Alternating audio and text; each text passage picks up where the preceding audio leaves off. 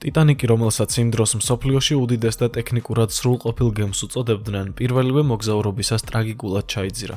მას შემდეგ თითქმის 113 წელი გავიდა, თუმცა ეს დღემდე აქტუალურია მთელი მსოფლიოსთვის. მეცნიერებს არაერთი იდეა ჰქონდათ ტიტანიკთან მიმართებით.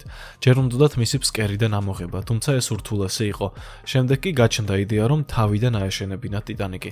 ამიტომაც ჩნდება კითხვა, რა ეტაპზეა სამუშაოები, რას უნდა ველოდეთ 2025 წელს. ტიტანიკი 2-ის პროექტით არაერთი მილიარდერი ყოფილა შეპყრობილი, თუმცა ერთ-ერთი მათგანი განსაკუთრებით დიდი ინტერესით მიუდგა ამ საკითხს.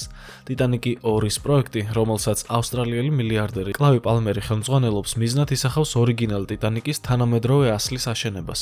2012 წელს გამოცხადებული ინიციატივა მრავალ სირთულეს წააწყდა, თუმცა პირველი რეისი ახლა 2027 წლისთვის იგეგმება.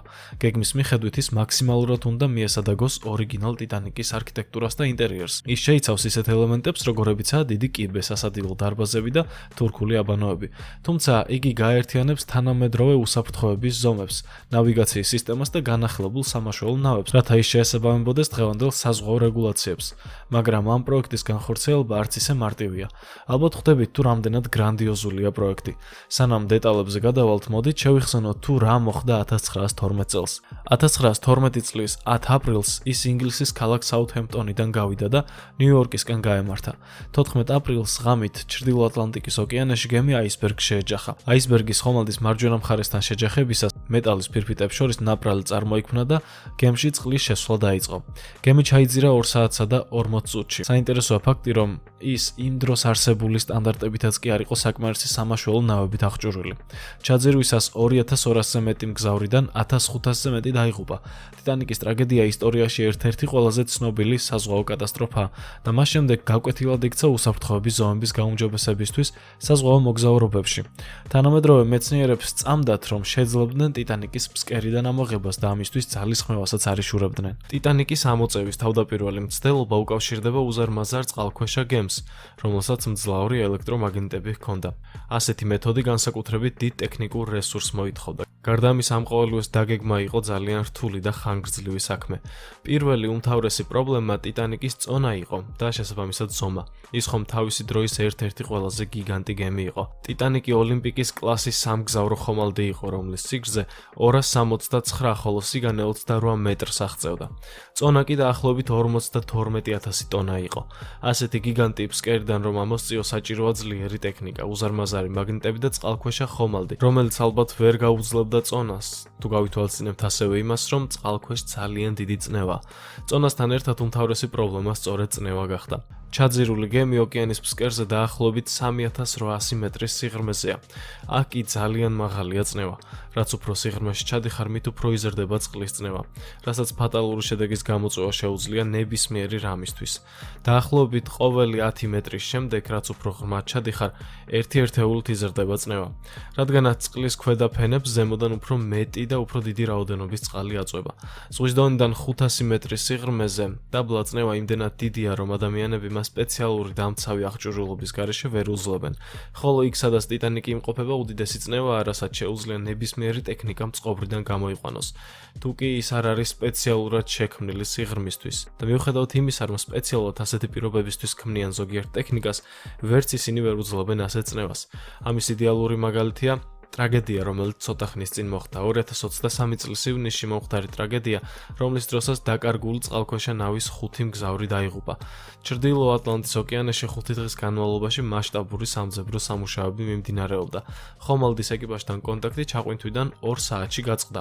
5დღიანი ძებნის შემდეგ ატლანტის ოკეანის ფსკერზე ჩაძირულ ტიტანიკთან ახლოს კანადური ხომალდის უპილოტო წყალქვეშა აპარატმა გაუჩინარებული წყალქვეშა ნავის ფრაგმენტები აღმოაჩინა. ეს იყო წყალქვეშა ნავი ტიტანი, რომლის დროსაც 5 ადამიანი დაიღუპა. სავარაუდოდ ტიტანმა წყლის წნევას ვერ გაუძლო, შეიკუმშა და ბოლოს ნაწილებად დაიშალა.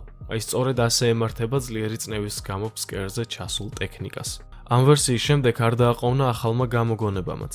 ბრიტანელმა მეცნიერებმა თქვეს, რომ გემის გარშემო გაეკეთებინათ სპეციალური აუზები, რომელშიც მცირე რაოდენობით წყალი იქნებოდა ჩასხმული და მასში ელექტროდებს გაატარებდნენ.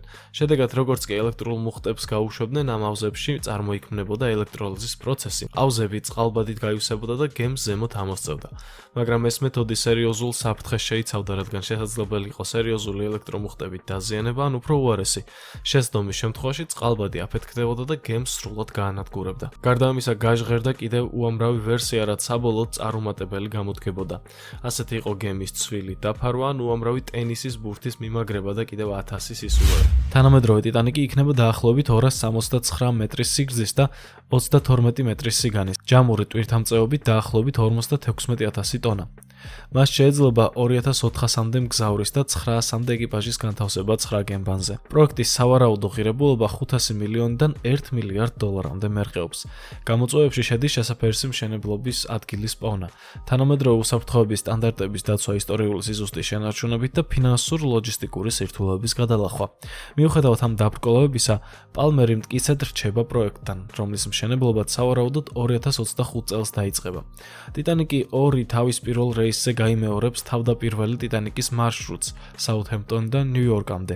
მომავალში ის ასევე განიხილავს გლობალურ მოგზაურობებს, რაც მგზავრებს შესთავაზებს მე-20 საუკუნის დასაწყისის ტრანსატლანტიკური მოგზაურობის გამოცდილებას თანამედროვე კომფორტისა და უსაფრთხოების პირობებში.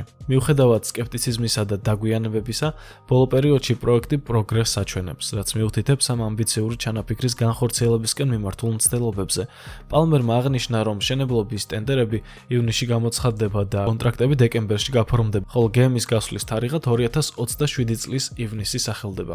ტიტანიკი 2 მოიცავს თანამედროვე ტექნოლოგიებს, მათ შორის დიზელ ელექტრომოძრაობის სისტემას, რომელიც ჩაანაცვლებს ტიტანიკის ქვანახშირით მომუშავე ქვაბებსა და ორთქლის ძრავებს. ეს განახლება ხელს შეუწყობს საწვავის უფრო ეფექტურ მოხმარებას და გაათავისუფლებს სივრცეს, რომელიც ადრე მასიური ქვაბების ოთახებს ეკავა, რაც მეტი ფუნქციების და უსაფრთხოების ელემენტების დამატების საშუალებას მისცემს.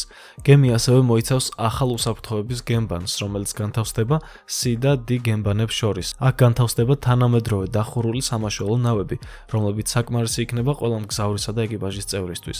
ეს სიახლე მოაგვარებს ძველი ტიტანიკის ერთ-ერთ ყველაზე კრიტიკულ ნაკლოვანებას, რაც სამაშველო ნავების არასაკმარის რაოდენობას ეხებოდა. პალმერის ჩანაფიქრის ცდება უბრალოდ ორიგინალის გამეორებას. იგი გეგმავს ტიტანიკი 2-ისთვის კულტურული ელემენტების დამატებას, რაც ორიგინალი ტიტანიკის მგზავრების მემკვიდრეობას ასახავს. მაგალითად, გემი მოიცავს ირლანდიურ ცეკვებსა და ტრადიციულ მუსიკას, რაც მესამე კლასის ავთენტურ გამოცდილებას გააცოცხლებს. ამასთან, პროექტს აკრიტიკებდნენ და სკეპტიკურადაც უყურებენ, განსაკუთრებით მისი განხორციელების შესაძლებლობას იმეთიკური საკითხების გამო, რაც ტრაგედიასთან დაკავშირებული გემის გამეორებას ეხება. მიუხედავად ამისა, პალმერი რჩება მტკიცე პოზიციას და ხედავს ამ ჩანაფიქრს, როგორც ორიგინალი ტიტანიკის და მისი მგზავრების ღირსების პატივისცემის გამოხატვის მთავარ საშუალებას. საბოლოოდ ტიტანიკი 2-ის პროექტი წარმოადგენს ისტორიული ტრადიციებისა და თანამედროვე ინჟინერიის გაბედულ შერწყმას. მიუხედავად მნიშვნელოვანი გამოწვევებისა, მათ შორის ფინანსური, ლოჯისტიკური და ეთიკური ფაქტორებისა, პროექტის პროგრესი მიანიშნებს ამ უნიკალური ხედვის განხორციელების სერიოზულ მცდელობებზე. წარმატების შემთხვევაში ტიტანიკი 2 მგზავრებს შესთავაზებს მე-20 საუკუნის დასაწყისის ფუფუნებისა და თანამედროვე საზღვაო უსაფრთხოების უნიკალურ კომბინაციას, იმავე მარშრუტით, რომლითაც მისი წინაპარი 1 საუკუნეზე მეტი ხნის წინ გაემართა.